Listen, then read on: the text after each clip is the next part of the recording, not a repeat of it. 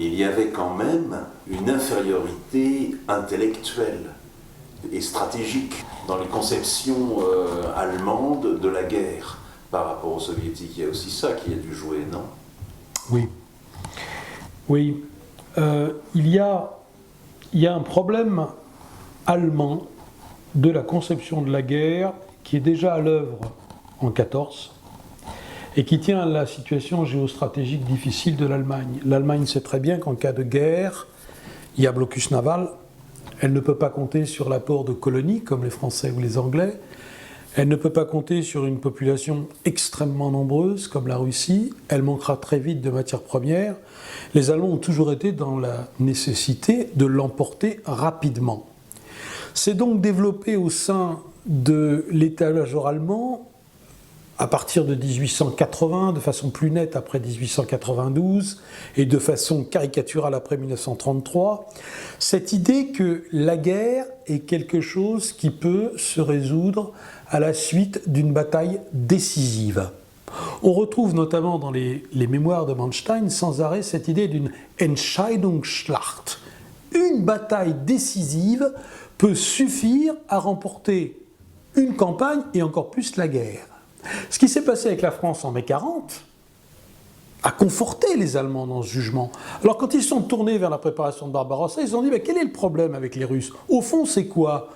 Le problème, c'est une campagne de France à l'échelle 4. Eh bien, qu'à cela ne tienne, on va faire 4 batailles d'encerclement géant, 4 Entscheidungsschlachten, 4 batailles décisives qui auront raison du russe. Et c'est évidemment une conception totalement obsolète de la guerre, qu'on ne peut même pas appliquer en gros à l'époque napoléonienne. Et ça, les Russes, les penseurs russes le savent depuis la fin des années 20. Un Zvietchin, un Isserson, un Triandafilov sont des gens qui ont très vite compris et fait comprendre autour d'eux que les systèmes militaires modernes, parce qu'ils sont complètement intégrés aux États-nations, ont une résilience énorme. On peut très bien remporter 4, 6, 10 batailles de Cannes énormes. Pour autant, on n'a pas gagné la guerre. Ces Allemands qui ont passé leur vie à étudier la bataille de Cannes, ils auraient dû se demander, mais comment se fait-il qu'en gagnant Cannes, Hannibal perde la guerre? Ils ne se sont pas posé la question. Et ils reconduisent ce paradigme d'une campagne fulgurante, menée à grands coups d'encerclement, qui ont un coût énorme. Ces encerclements ont un coût énorme, en termes de temps, pour les Soviétiques et pour les Allemands. En termes opérationnels, en termes de temps, en termes de dépenses de munitions, en termes de mouvements inutiles, de marche, de contre-marche, c'est un coût absolument gigantesque. Et même de pertes humaines. Et de pertes humaines, oui, les Allemands, quand même, c'est pas une promenade. Il y a, en gros, au 31 décembre, c'est le tiers de l'armée, le tiers de la Ost-Heer qui est par terre, qui a disparu. Donc c'est un coup absolument considérable. Mais il y a effectivement une infériorité culturelle, intellectuelle, pardon. L'infériorité culturelle, ce sont les Allemands qui la postulent face aux Russes, mais il y a une véritable infériorité culturelle, intellectuelle du grand état-major allemand. Ça me paraît un des grands acquis de la recherche historiographique de ces 30 dernières années. Voilà. Alors justement, ça serait intéressant si vous nous disiez un petit mot justement sur cette nouvelle historiographie de la guerre germano-soviétique.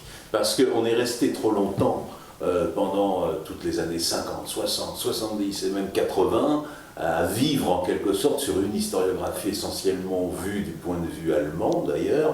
Et là, depuis une vingtaine d'années, toute l'histoire de la guerre germano-soviétique est en train d'être revue de fond en comble. Oui, c'est le jugement d'Hitler, c'était l'armée rouge est un colosse sans tête. Et ce qu'on a redécouvert dans les années, à la fin des années 70, mais surtout à partir du début des années 80, c'est qu'il y a une tête bien faite et il y a une tête pensante.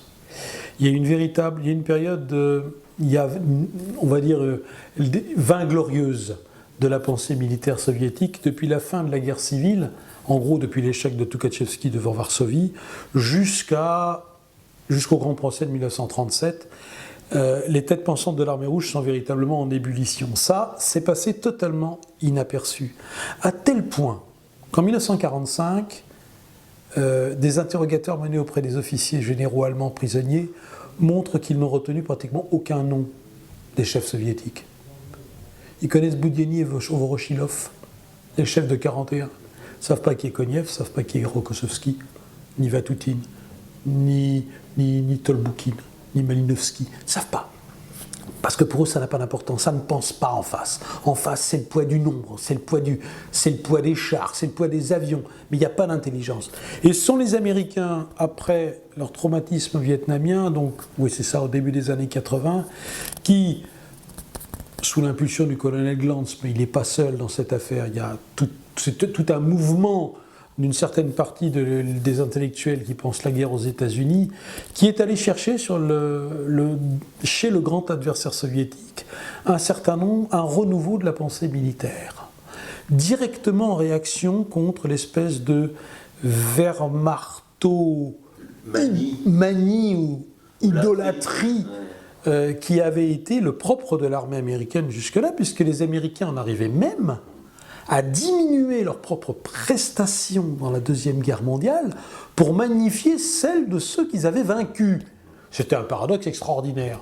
Alors on ne va pas rentrer dans les détails, on n'a pas le temps ici, mais c'est bien des États-Unis qui est venu, qui est parti, qui a été lancé ce vaste mouvement de réexamen de la performance soviétique. Et je pense que ce dossier de Barbarossa, il a cette vertu, c'est qu'on va aller pêcher, on va aller prendre l'armée rouge au fond du gouffre, où elle aurait pu disparaître, et montrer à nos lecteurs que déjà se trouvent les graines qui vont permettre ce renouveau, qui dès décembre 1941 permettent à Hitler, dont on voit qu'il avait la tête pas si mal faite que ses généraux ont bien voulu nous le faire croire, qui donc ce Hitler comprend que la guerre est perdue. On n'abattra pas le soviétique en 6 mois, et si on ne l'abat pas en 6 mois, on ne pourra plus l'abattre. Il faudra encore 3 ans et demi d'un combat abominable et près de 25 millions de morts pour que ce jugement qui avait été porté par Hitler en décembre 1941 soit vérifié dans les faits avec la prise de Berlin.